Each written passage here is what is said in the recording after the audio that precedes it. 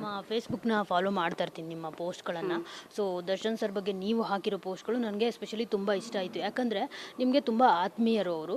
ಆದರೆ ನೀವು ಎಷ್ಟು ಅವ್ರಿಗೆ ಒಳ್ಳೆ ರೀತಿಯಲ್ಲಿ ಯಾವ ರೀತಿ ಹೇಳಬೇಕೋ ಆ ರೀತಿ ಮಾತ್ರ ಪೋಸ್ಟ್ಗಳನ್ನು ಯಾರು ಮಾಡಿದ್ರು ತಪ್ಪೇ, ಅಣ್ಣ ಬದಲಾಗಿ ಬರಲಿ ಅಂತ ನೀವು ಪೋಸ್ಟ್ಗಳನ್ನು ಹಾಕ್ತಿದ್ದಿ.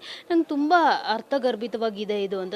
ತಪ್ಪು ಮಾಡಿದ ತಕ್ಷಣ ನಾವು ಅವ್ರನ್ನ ಪರ ವಹಿಸ್ಕೊಳ್ಳೋದಲ್ಲ, ಆದರೆ ಅವ್ರು ಬದಲಾಗಬೇಕು, ಚೆನ್ನಾಗಿರಬೇಕು ಅನ್ನೋದು ನಿಮ್ಮ ಒಂದು ಅಭಿಲಾಷೆ ಆಗಿತ್ತು ಆ ಪೋಸ್ಟ್ಗಳನ್ನು ನೋಡಿದಾಗ. ಏನನ್ಸುತ್ತೆ ಮೇಡಮ್? ಇಲ್ಲ, ನನಗೆ ಅಣ್ಣ ಅಷ್ಟು ಆತ್ಮೀಯರಲ್ಲ ಆ್ಯಕ್ಚುಲಿ. ಅಂದರೆ ಅಣ್ಣ ಅಂದರೆ ಪ್ರೀತಿ ಅಂತೂ ಇದೆ. ಯಾಕಂದರೆ ನಮ್ಮ ಮನೇಲಿ ನನ್ನ ತಮ್ಮನಿಗೆ ತುಂಬ ಕ್ಲೋಸು. ಅವರು ಅಣ್ಣ ತಮ್ಮ ಥರನೇ ಇದ್ದಾರೆ. ಆಮೇಲೆ ನಮ್ಮ ಮನೇಲಿ ನಮ್ಮಪ್ಪ ಕೂಡ ಅವ್ರನ್ನ ದೊಡ್ಡ ಮಗ ಅಂತಲೇ ಹೇಳ್ತಾರೆ. ಮನೆಗೆ ದೊಡ್ಡ ಮಗ ಅನ್ನೋ ಥರ ಆ ಥರನೇ ಪ್ರೀತಿ ಇಟ್ಟಿದ್ದೀವಿ ನಾವು. ಬಟ್ ಇನ್ನೊಂದು ಅಂದರೆ ನಮ್ಮ ಮನೇಲಿ ಏನಂದರೆ ಕಲಾವಿದರಿಗೆ ತುಂಬ ಪ್ರೋತ್ಸಾಹ ಕೊಡ್ತೀವಿ. ಹೀಗಾಗಿ ಅವರು ಟೆಂಪಲ್ ಡಿವೋಟಿ ಕೂಡ ಆಗಿರೋದ್ರಿಂದ ಮೋರವರ್ ಅದೇ ನಮ್ಮ ತಮ್ಮನಿಗೆ ತುಂಬ ಕ್ಲೋಸೆಸ್ಟ್ ಇರೋದ್ರಿಂದ ಅಣ್ಣನ ಸ್ಥಾನದಲ್ಲಿದ್ದಾರೆ ಅವರು, ದೊಡ್ಡ ಅಣ್ಣನ ಸ್ಥಾನದಲ್ಲಿದ್ದಾರೆ ಅವರು. ಬಟ್ ಏನಂದ್ರೆ ತಪ್ಪು ಮಾಡೋದೇ ಮನುಷ್ಯ ಅಲ್ವಾ, ಮನುಷ್ಯನದು ಸಹಜ ಗುಣ ಅದು ತಪ್ಪು ಅನ್ನೋದು. ಆದರೆ ತಪ್ಪು ಮಾಡ್ಬೋದು, ಕಾಮನಾಗಿ ತಪ್ಪು ಮಾಡಿದ್ರೆ ಅದೇನು ಮಾಡೋಕ್ಕಾಗಲ್ಲ, ಅದನ್ನಲ್ಲೇ ಕರೆಕ್ಷನ್ ಮಾಡೋ ಥರ ಇರುತ್ತೆ. ಬಟ್ ಇದು ಒಂದು ಜೀವ ಹೊರಟೋಯ್ತು, ಆ ಜೀವನ ನಾವು ಯಾರೂ ವಾಪಸ್ ತಂದು ಕೊಡೋಕ್ಕಾಗಲ್ಲ.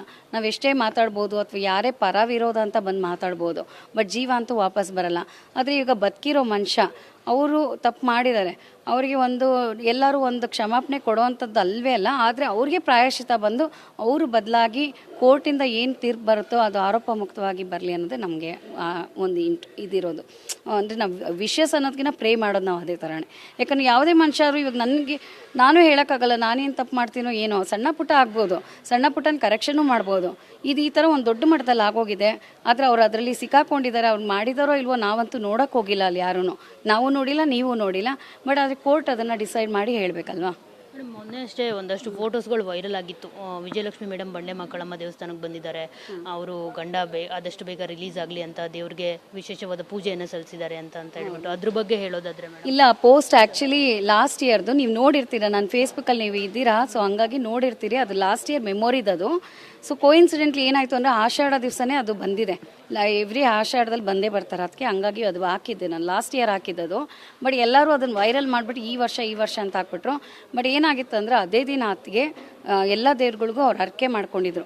ನಾನು ಅದಕ್ಕೇನು ಕೇಳಿದೆ ಕಾಲ್ ಮಾಡಿ, ಅದಕ್ಕೆ ಸಾರಿ ಈ ಥರ ನಾನು ಶೇರ್ ಮಾಡಿದ್ದು ಎಲ್ಲ ಕಡೆ ಹೋಗ್ತಾ ಇದೆ ಇವತ್ತು ಅಂತ, ಏನು ಮಾಡೋದು ಅಂದೆ.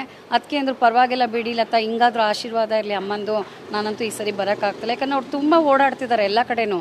ಯಾಕಂದರೆ ಏನಾಗುತ್ತೆ ಅನ್ನೋದು ಯಾರಿಗೂ ಗೊತ್ತಿಲ್ಲ, ಕ್ಲಾರಿಟಿ ಇಲ್ಲ ಇದು ಅಲ್ವಾ. ಇವಾಗ ಕೋರ್ಟ್ ಡಿಸೈಡ್ ಮಾಡೋ ತನಕ ಯಾರು ಏನೇ ಮಾತಾಡಿದ್ರು ಎಷ್ಟೇ ಮಾಡಿದ್ರು ಪ್ರಯತ್ನ ಪಡ್ಬೋದು, ಎಲ್ಲ ಮಾಡ್ಬೋದು. ಬಟ್ ಕೋರ್ಟಲ್ಲೇ ಅದು ತೀರ್ಪು ಬರಬೇಕು, ಇಲ್ಲ ಇದು ಪ್ರಾಪರ್ ಆಗಿದೆಯಾ ಇಲ್ವಾ ಅನ್ನೋದು ಅವ್ರಿಗೆ ಗೊತ್ತಾಗತ್ತೆ ಅಲ್ವಾ. ಒಂದು ಕೇಸ್ ಅಂದರೆ ಅದು ಸುಮ್ಮನೆ ಅಲ್ಲ ಸಾಮಾನ್ಯಕ್ಕೆ. ಸೊ ಅವರಿಗೆ ಇಷ್ಟೊಂದೆಲ್ಲ ಅನುಭವಿಗಳು ಅಲ್ಲಿ ಮಧ್ಯದಲ್ಲಿ ಹೋಗಿದ್ದಾರೆ ಅಂದರೆ ಅವರು ತೀರ್ಪು ಕೊಡಿಸಿ ಅದು ಸರಿನಾ ತಪ್ಪಾ ಅಂತ ಡಿಸೈಡ್ ಮಾಡೋಕೆ ಅವರಿದ್ದಾರೆ. ನಾವು ಯಾರೂ ಅಲ್ಲ ಅದನ್ನು ಹೇಳೋಕ್ಕಲ್ವಾ.